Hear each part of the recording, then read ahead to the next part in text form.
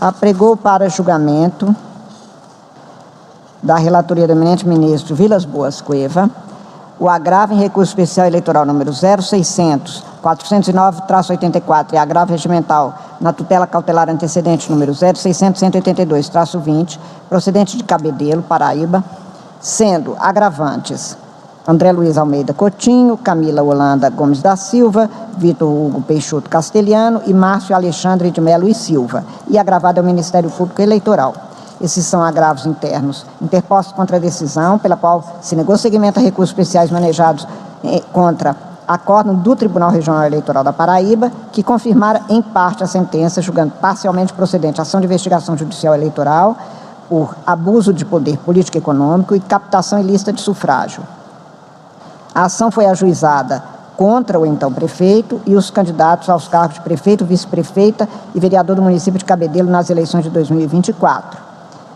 Examina-se o agravo interno interposto contra a decisão monocrática, negando seguimento a pedido de tutela cautelar antecedente, no qual se pretendia atribuir efeito suspensivo ao recurso especial.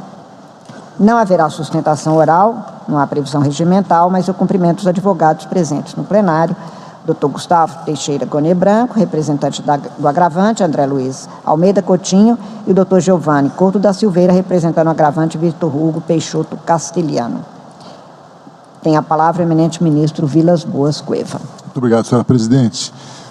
Impugnados os fundamentos das decisões agravadas, dá-se provimento aos agravos para análise dos recursos especiais. Trata-se de 4 recursos especiais interpostos contra acórdão do Tribunal Regional da Paraíba, que manteve a sentença de procedência dos pedidos formulados em ação de investigação judicial eleitoral, pela qual foram cassados os diplomas dos candidatos eleitos aos cargos de prefeito, vice-prefeito e vereador de Cabedelo naquele estado nas eleições de 2024, bem como declarada a inelegibilidade do titular da chapa do vereador e do ex-prefeito sob fundamento de abuso de poder político e econômico e de captação ilícita de sufrágio nos termos do artigo 22 da Lei Complementar 64 de 1990 e 41A da Lei 9.504 de 97. Consoante a jurisprudência do TSE, é possível excepcionar a regra do artigo 28, parágrafo 4º do Código Eleitoral, nas hipóteses em que a impossibilidade de julgamento com o quórum completo decorre de circunstâncias de natureza duradoura. No caso, a inviabilidade de completude do quórum foi gerada por 2 fatores simultâneos: a suspeição de um membro titular da classe dos advogados e a vacância prolongada e irresolúvel em curto prazo dos 2 cargos de membros substitutos dessa mesma classe, situação que autoriza o julgamento com o quórum possível. A juntada da documentação na fase de diligência complementar, com prazo subsequente de 2 dias para alegações finais, não cesseou o direito de defesa, pois não houve insurgência no momento processual adequado e os recorrentes não demonstraram prejuízo, limitando-se a tecer alegações genéricas sobre o volume de documentos. Além disso, o conteúdo desses elementos já constava nos autos desde a propositura da ação. Não há falar em nulidade de provas digitais por quebra da cadeia de custódia. Os recorrentes limitam-se a formular alegações abstratas, sem apresentar indício concreto de adulteração. Por outro lado, a produção dessas provas seguiu os critérios legais e foi corroborada por outras evidências documentais e testemunhais. O reconhecimento do abuso de poder político e da participação do ex-prefeito não decorreu da inobservância do princípio da distrição, mas sim da capitulação conferida aos fatos descritos no exordial, em consonância com o disposto na súmula 62 do TSE. Não houve negativa de prestação jurisdicional. A Corte de Origem examinou, mediante fundamentos claros e suficientes, todas as questões preliminares e de mérito necessárias à solução da controvérsia, inclusive os argumentos de cunho probatório aduzidos pelas defesas. O acervo probatório delineado no acordo regional demonstra de forma robusta o abuso de poder político e econômico e a captação ilícita de sufrágio. Os recorrentes utilizaram a Prefeitura de Cabedelo, na Paraíba, para promover a contratação de pessoas indicadas por uma organização criminosa, braço do Comando Vermelho, no município, mediante nomeações para cargos comissionados, a exemplo da filha efetiva do líder da facção, e por meio de uma empresa de terceirização de mão de obra. As admissões se intensificaram no ano de 2024, inclusive no período eleitoral, empregando-se vultosos recursos do erário. O lema eleitoral dessas ações administrativas ficou demonstrado diante da apreensão na residência da articuladora do esquema, ocupante de cargo comissionado na Prefeitura de Cabedelo, de cestas de alimentos e de formulários de solicitação de vagas para empresa terceirizada, além de pendrives encontrados na Secretaria de Administração Municipal, com planilhas atrelando nomes de funcionários terceirizados a anotações quanto ao membro da facção criminosa que os indicaram. Em atuação conjunta com o grupo armado, os recorrentes praticaram a captação ilícita de sufrágio em larga escala. A polícia encontrou 42 fotografias de comprovantes de votação enviadas para o WhatsApp da articuladora do esquema, vinculadas a comprovantes de transferências bancárias instantâneas, PIX, feitas para eleitores no dia da votação e nos dias subsequentes, com valores de R$ 80 a R$ 300. Testemunhas confirmaram ser essa uma condição para receber a vantagem ilícita. Em paralelo, houve vasta promessa e distribuição de benesses em reuniões políticas nas áreas dominadas pelo grupo criminoso e doação de cestas básicas para famílias de presidiários. Arquivos localizados no notebook do vereador para hora recorrente continham planilhas de controle das indicações para empregos da Prefeitura e das quantias despendidas na captação ilícita de votos. A conduta reveste de extrema gravidade qualitativa e quantitativa, pois instaurou um ambiente coercitivo, intimidou o eleitorado, empregou vultosos recursos públicos de forma a desequilibrar a paridade de armas e ferir a legitimidade do pleito. A responsabilidade dos recorrentes na prática ilícita ficou demonstrada. O ex-prefeito nomeou para cá os comissionados a filha afetiva do líder da facção e a principal coordenadora da compra de votos, além de pessoas com notórios vínculos com o crime organizado.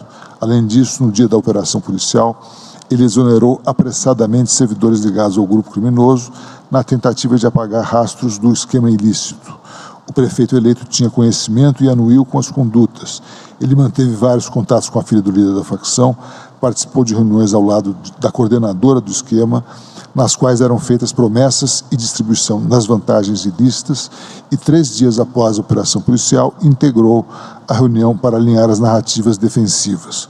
O vereador, por sua vez, praticou diretamente da compra de votos. Quanto à candidata ao cargo de vice-prefeita, embora não existam provas de sua participação ou anuência, foi diretamente beneficiária dos atos ilícitos, o que implica a cassação do seu diploma. O acolhimento da tese dos recorrentes no sentido de afastar a conclusão do Tribunal Regional Eleitoral quanto à comprovação dos ilícitos demandaria necessariamente o reexame do conjunto fático probatório dos autos, prova inviável na via do recurso especial eleitoral nos termos da súmula 24 do TSE. O acórdão regional está em consonância com a jurisprudência deste tribunal, notadamente no sentido de que a infiltração de organização criminosa na estrutura da administração pública com finalidade eleitoral configura hipótese de abuso de elevada gravidade, apta a comprometer a normalidade e a legitimidade do pleito. Incidência, portanto, da súmula número 30 do TSE. Diante da inequívoca participação direta, ciência e anuência do ex-prefeito, do prefeito eleito e do vereador reeleito no esquema ilícito, devem ser mantidas as sanções impostas na instância ordinária. O voto, portanto, senhora presidente, é por negar provimento aos recursos especiais e por julgar prejudicado o agravo interno na tutela cautelar antecedente número 0600-182-20 2026 600000 da Paraíba. Como voto? Agradeço a Vossa Excelência que, portanto, proveu os agravos para negar provimento aos recursos especiais, certo? Exatamente. Como voto, o eminente ministro Floriano de Azevedo Marques. Senhora Presidente, saudando aqui os advogados também, Dr. Gustavo Teixeira Goné Branco, Giovanni Couto da Silveira. Eu recebi advogados, li atentamente as beníssimas linhas e razões expendidas pelo ministro relator e estou concordando praticamente com todas elas, ministro Cueva, salvo um aspecto que eu não me restei convencido, que é da participação do prefeito eleito, o senhor André Coutinho, em relação ao abuso. Que ele é beneficiário, a consequência decorrente disso é inegável, mas a sanção de inelegibilidade é baseada apenas no fato de ter contato com aquela líder comunitária que tinha relações com um grupo armado, etc., ao meu ver, não é suficiente para a caracterização da sua participação na consecução do abuso que está muito bem demonstrado. Então, ministro presidente, eu estou concordando integralmente na questão do afastamento das preliminares, da caracterização do abuso, da cassação do diploma, mas em relação ao André Coutinho, eu estou divergindo só em relação à aplicação da inelegibilidade. Então, Vossa Excelência acompanha para o provimento dos agravos, negativa do provimento dos recursos especiais, em menor extensão apenas para prover no sentido de retirar a sanção de inelegibilidade que já fora retirada em embargos da vice-prefeita, da candidata, da antiga vice-prefeita em relação à origem. Pois não. Senhor presidente, se me permite uma questão de fato, peço permissão ao relator. 2 pontos esclarecimentos. Vossa Excelência, por favor, se apresente por causa do público externo. Rodrigo Queiroga, sou advogado... E é só uma questão de fato? Sim, 2 questões de fato, por gentileza. Ouço o ministro relator, se possa ouvir o advogado. Presidente, por favor. Tem a palavra para a questão de fato. Propósito ajudar a Corte. Primeira questão de fato, com desrespeito ao prejuízo que se teve no processo. Terminada a audiência de instrução, o Ministério Público pediu a palavra e está consignado em ata, tão somente para pedir informações da finalização do inquérito policial que deu origem à AIGE. Quando foi posteriormente, chegaram 1.400 páginas, 16 volumes para defesa apresentada em alegações finais. O que se pede desesperadamente nesse processo é o contraditório e a ampla defesa. Todas as peças juntadas pelo inquérito não tiveram isso a participação. Isso está nos documentos que Vossas Senhorias me juntaram. Então, isso não é questão de fato, é processual. Qual que é o segundo ponto? Segundo ponto, Excelência, a participação do André Coutinho. O André Coutinho teve uma reunião, não digo até numa reunião, um encontro que se teve com a senhora Flávia. Isso é uma questão que está nos autos, é uma questão de fato a surgir agora. Eu gostaria que Vossa Senhoria, por favor... Excelência. Então, agradeço, Excelência. Agradeço. Pois não. Tem a palavra para voto a ministra Estela Aranha. Senhora Presidente, eu acompanho o relator. Agradeço a Vossa Excelência. Como voto eminente ministro vice-presidente Nunes Marques. Senhor presidente, eu também me fez refletir a colocação do ministro Floriano de Azevedo Marques, mas essa reflexão não muda absolutamente em nada a finalização, a conclusão, já que eu acompanho a relatora, as eleições estão marcadas agora para o dia 12 de abril, mas me preocupou a não participação e apenas o benefício. A nossa jurisprudência, de fato, ela favorece a não declaração de inelegibilidade. Agora, eu indagaria, e eu preciso desse auxílio agora, do eminente relator, diante dessa exposição trazida pelo ministro Floriano, no entendimento de Sua Excelência, porque eu não tinha vislumbrado essa discussão sobre a inelegibilidade. Eu trouxe o voto acompanhando Vossa Excelência, entendendo que houve não só o benefício, mas também a participação.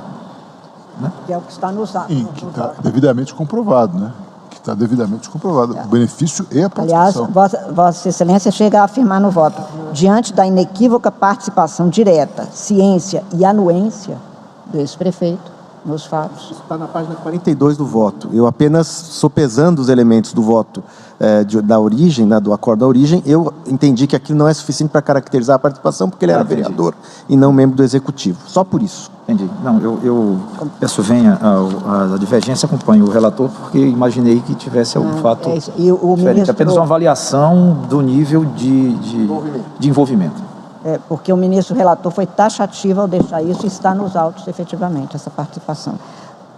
Como vota a eminente ministra Estela Aranha. Estela Aranha acompanhou o relator. Ministro André Mendonça.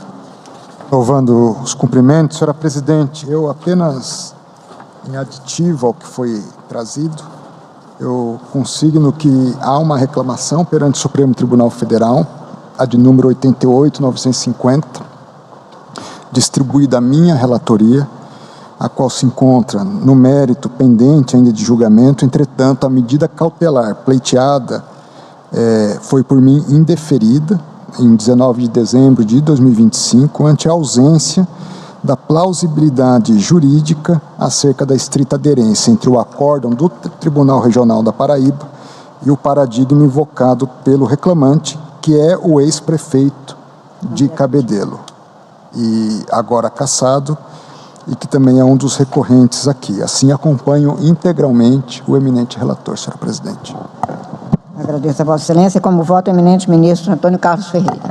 Muito obrigado, senhora presidente. Também, oportunamente, faria a juntada de voto escrito, acompanhando integralmente o voto do eminente relator.